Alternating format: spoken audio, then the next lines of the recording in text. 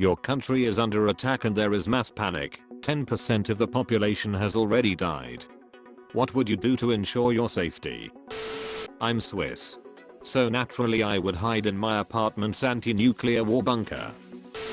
If 2020 was a good indicator, a large portion of people are going to hoard toilet paper and hope for the best.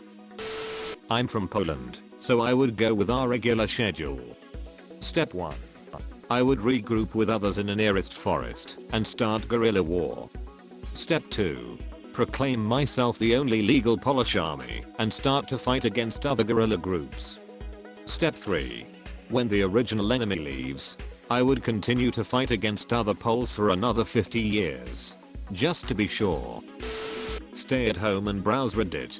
I was not part of the first 10%, so I guess I'm doing something right. I'd probably just wait for death.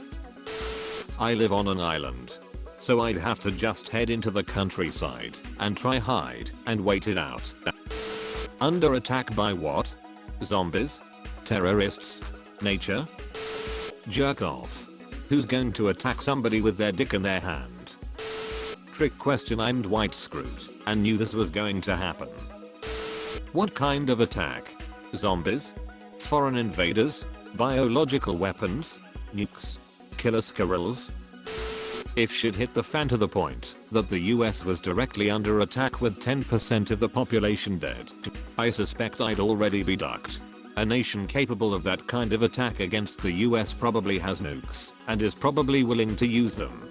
Given that I live in Western Washington, which is home to JBLM, Bangor Submarine Base, Bremerton Naval Shipyard, Whidbey Island Naval Air Station, 2 prime deepwater ports, Boeing, and Microsoft, my ass would probably be vaporized by a nuclear fireball before I could go anywhere. If I was able to get out, I'd probably head out to the Long Beach Peninsula and stay on my grandparents' property. Easy food via fishing, hunting too, but probably less reliable. Low population. No major military targets for me to worry about getting caught in the crossfire of, and Fallout maps usually have it moving east, so when the Puget Sound region does eat shit I won't have to worry too much about radiation. As the Florida man that I am, I think about this quite often. Then SHTF I would withdraw into the Everglades. Nothing can survive out there, except Florida man. I would wait in the Everglades for about 2 to 3 months, let all the chaos die down. If it's a foreign nation invading, I will come out of hiding and begin taking da Floridas back with a series of hit and run tactics on the enemy camp. Nice try, China. Order a flag of whoever's attacking on Amazon. Sit on my couch, watch The Office on repeat with my shotgun in my lap. Have a year's worth of food already. I wouldn't do shit.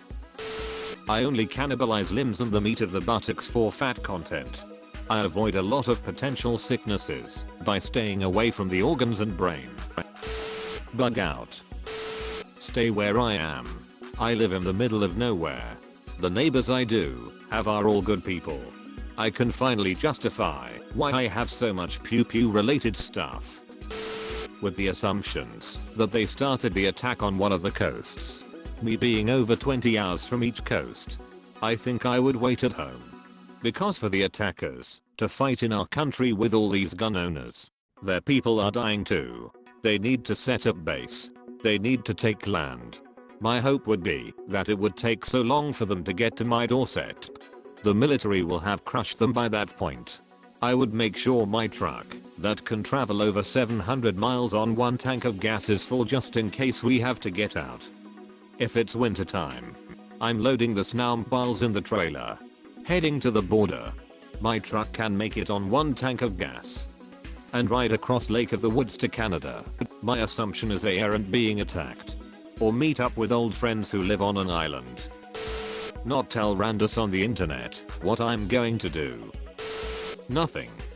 We'd all be nuked. Think about it. The final decision is nuclear attack.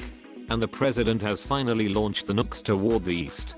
China, Russia, and North Korea retaliate with their own nukes. Not enough anti-missiles can defend against the onslaught. At this point, everyone is dead. There's nowhere to escape. All of Western Europe is targeted as well as Canada. There's no place to escape. You are ducked. So nothing. I'd do nothing. I waited my whole life for this. Says that version of me while hiding in the bunker in my house. I'd just sit in my room. I have so many weapons and here it's like an armory. Depending on who attacked and why. I'd meet up with the nearest military unit and volunteer. I'm prior service and not extremely out of shape, so if it's a bad enough situation, I'd be useful. Apparently I have a different perspective. I would go to sea. There are multiple island nations within reach of our boats. Flee the city and hide in the rural areas. I'm from Syria, so I kinda lived that already. I accept death. You're describing Brazil during the pandemic? Because this is what's happening here. With the president being the one that is attacking the country. To ensure my safety, I have taken the vaccine and still doing all the sanitary protocols to stay alive. Hide and wait it out. Then gather shit to build a idiot. Don't try to be Rambo. Grab all my important shit and head to the woods. I'm in America. I live in the mountains. Enemies face when the trees speak Nazca American. I have the high ground. Lay of the land. Survivalist experience. And knowledge of bottlenecks. I don't expect Red Dawn, but it would be their Vietnam. Just Blair, how bad can I be? Until the attackers begin to jam out. Nothing at all. It's Ireland. Cash out all my savings and run for the northern border. Join the winning side. Nothing, because it's obviously another lie perpetrated by the liberal media. There is no attack, and even if there is, more people are killed by the flu each year. I will not live my life in fear. 1. Attack from what? 2. What time of year/season? 3. Am I going alone? Grabbing my bug out bags and family while armed to the teeth. I live in a rural small town, so I'd probably just chill at home with the wife and kids. We had some supplies and a bunch of MREs. My wife is afraid of guns, so I'd maybe trust her with a shotgun, because I feel like she'd do what she'd need to. But I think we'd be alright if we both can shoot straight. We also own a school bus company, so a battle bus is definitely needed. I'm pretty sure I live in an area that's low priority, so I should be good for a while. Well, I live in a state capital of the third most populous state. I'm probably already dead. Pack a bag and go to work. I work in a hospital and will probably have high security. Sleep. It's probably done when I wake up. Argue about it while winning sports sometimes. It's the Dutch way. I have a feeling I'd be fine. Not too far away from the hill/wilderness, as I'm more in a rural area. And have a lot of redneck buddies that I have hooked up with good weed way too many times for them to leave me aside. Going back to work. Nothing can stop us from getting to work. Whatever is in the way will get eliminated before the next workday. This is how dedicated people in my country is to work. I'm about to expose myself again. I have 4 options already thoroughly planned out. Mountain. Rainforest. Badland oasis. Remote wild community that could be rendered defensible. Which one I flee to depends on the EOD scenario. The bags are not packed. But when the paranoia hits, I organize and reorganize everything. I can be out the door in 15. 5 if I have to leave my pets. Ammo is expensive. I have a hand crossbow. Broken but fixable, heavy crossbow. And everything I need for several snares and snap traps. I have a survival seed vault. And the skill and knowledge to properly maintain a long-term garden. I can spin my own fibers. Weave my own cloth. Fabricate my own clothes. I can hunt. Field dress. And prepare deer, elk, grouse, and rabbits. I can do basic electrical and plumbing, including original construction. In case of apocalypse, I'm good. The people I love will also be fine. You guys might all be screwed though. Edit to add. I'm not a doomsday cultist. I'm very damaged and occasionally obsessed with survival by any means. Head down to the marina about a mile from my house. Pick out a nice sailboat from all the boats just sitting there. Break in. Load up some food. Set sail. And head offshore. Try to sail to wherever there isn't mass panic and see what's up. Go under the bed sheets. No one can touch you there. Join the winning side. Step 1. Turn off the news. Line up behind my front door with many firearms. And a case of Red Bull. Bring it, bitches. Fall back into the backwoods. There's places so far in the sticks that the ticks don't even go that far. Grab my guns. Foreign. Lock and load. Create militia with neighbors.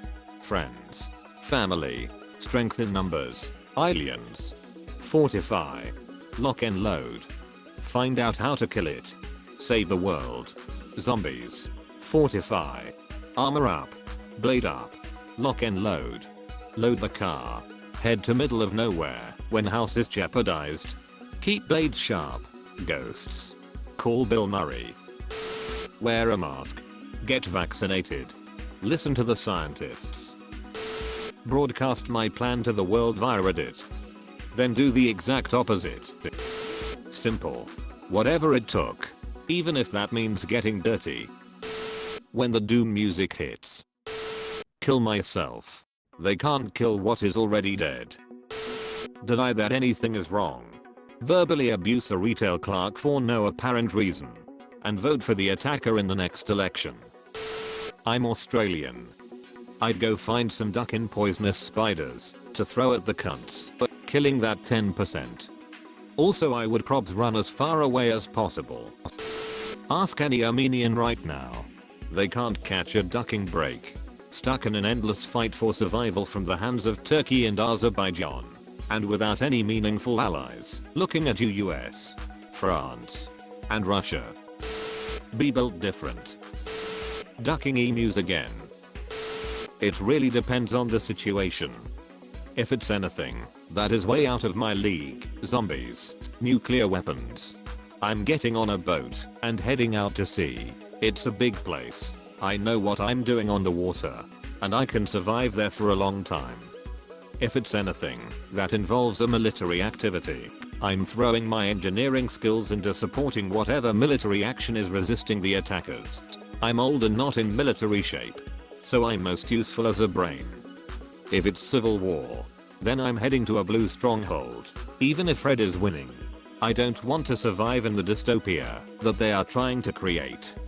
If it's aliens, then it really depends on how much information I can glean about what is effective, and I'm doing my damnedest to make sure I stay off their radar. I hear tinfoil hats are effective for that. Shelter in place. My house is off-grid and runs on solar and wind power. We have generators that run on propane and gas. We garden and raise most of our own vegetables and meat. Our nearest neighbor is over a mile away, and we've got mountains on 3 sides and a lake on the other, so we've got pretty good geographic isolation. Needless to say, we are rednecks, so we've got plenty of firepower. We also have horses to use as transport, so we can mobilize without having to use roads. If shit hit the fan, I imagine we'd get what trusted friends we can and organize to the best of our ability. Everything else would have to be determined by the situation. Bold of you to assume I want to live. Join the other side. Eat Cheetos. Thank you for watching. Like, share and check out other videos.